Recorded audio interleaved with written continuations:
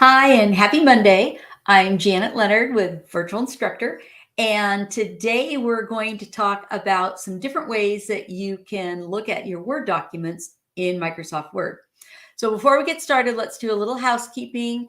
And in case you want to know about the next Monday Live, what will be covered, if you go to our website at virtualinstructor.com, on the homepage, you'll see Monday Live calendar of topics. So you can see that right now, today we're talking about 10 ways to view your document in Word. I'm also going to show you how to use the translate tool and how to have it read aloud to you. Then next week, I'm going to show you a phenomenal site. It is great for helping you to write blogs and so much more. So I'll be showing you that on the 18th. And then on the 25th, I'm going to show you how you can add forms and quizzes to your PowerPoint presentations. All right, so let's go ahead and pop into Word right now. And I downloaded the royalty-free from Gutenberg Jane Eyre. So I just had a nice document to work with. So this is a nice long document. And we're going to talk about first different ways that you can view a document. So we'll go over to the View tab. And in the View tab, you're probably used to zooming in and out. So you've got the one page. You can look at it in multiple pages. You can adjust that too. So if I start making this bigger or smaller, you can adjust that with this little zoom box. Okay. And then I'll go back to the one page, and it's having a little trouble. This is a pretty long document, so it should be, sorry about that. Should be coming back soon. Usually that won't happen, but of course it's a live presentation. Okay, I'll click on one page, and now you can see there's one page, and you're probably used to going to the page width. So these are the ones you're probably used to doing. And now I want to show you some ones over here, and I'm on the View tab, and then also way down at the bottom, you'll see how we can change things around. If we want to go into more of the reading mode, you can click on reading mode, and this puts it into more of a reading mode. You can also do that down in the lower right corner. You can switch between reading mode, your normal print layout mode, and then if you want to see what it's going to look like on a web page, because you can build stuff in Word that you could then publish on a web page. I don't really recommend it because there's some other little things you might need to think about, but you can do that. So I'm going to go back. Here's the print mode, and that's the one you normally work with. And then we'll go over to the reading mode. Now, when you're in the reading mode, there's some kind of fun things that you can do. You also have something called focus, which I'll show you in a moment. And that is also on the View tab as well. But when you're in the reading mode, file will just take you back over to the backstage view where you could open up another file or save a file or whatever. And then in tools, you could actually, if you're reading something, you want to search for something, you could use the find and then search. And then you can also translate things. Now, I'm not going to translate it here. I'll show you another place. And I did actually translate part of I translated chapter 1 into French. And then I'll show you how it actually reads to us in the language as well. So we'll do that in a moment. Then over here under View, you could edit the document. You can view the navigation pane, which if I click on that, it just gives you kind of the searching option. I'll close that, go back to View. And I don't have any comments in here, but you can change the width. So it's in normal column width. I could go to narrow, which lets me see more. I can go back over to column width and choose wide, which makes it more like 2 pages. So you can kind of play around with that. Oh, Pat, I'm glad you like that. Nice to see you here. You can also use this to scroll back and go between pages, which is kind of cool. So you can, again, this is in the reading mode. And I'll go back up to View. Now, I don't know if you need this or not, but just to show you, you can change page color. So we could go to, and I never pronounced this quite right, sepia, if you wanted to change that. And if for some reason you like the reverse, the inverse, where it's the dark background with the white letters, you can do that. I'll go back to View, and I'm going to put it back to the normal one. Then let's see, you've got a layout, so you can change. We're in column width. You can go to paper layout, which makes it look more like it's on a piece of paper. And then I'm not going to go into all these. There's some extra things. Read aloud, I'll do in just a moment.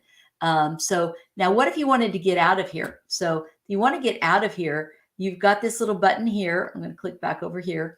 This little button here, it says auto hide reading toolbar. So if I click on that, see how it hides the toolbar? And then you've got the button with the 3 dots. Anytime you see that, you can click on it and see what else you have available. So this is keeping us in here, but you can hide that toolbar if you didn't want that. You can also minimize or restore. But down toward the bottom, we are currently in the reading mode. So all you have to do is go to print layout and you're back to what you're used to in regular Word. So that was a reading mode, the print layout, the web layout. Now the outline is not going to look too good here. This would really be if you were actually creating an outline and you had indents and things like that. But I'll just click on it so you can see this is the outline mode. Okay. And then I'll just go ahead and probably down here is the easiest. I'll just go back to the print layout. And in view, you also have something that's kind of cool. I'll come back to this immersive reader and focus in a moment. But right now, when we're looking at this, we can scroll through and we're going vertically. See that? Okay. Now, one thing, the one I didn't tell you about yet is draft. So when you're in the print layout, you actually see the header and the footer. So when you're scrolling, you see another header and footer. If for some reason you just want to see straight text, you don't need to see the header or footer, you can go to draft. And when you do draft, then you're just looking at the document and you're not really seeing, you won't see your header or footer at all. Okay, so I'll put it back to print layout, which is the normal one. So we're on vertical, but this is kind of fun, side by side. So now if you're looking at this, watch what happens as you scroll. It just moves the paper. It's kind of like if you had it on your desk and you're just moving one page from one to the other. Only drawback is you really can't zoom in very well. Okay, but this is the side to side if you wanted to. And I'll come on back over to my mouse disappeared.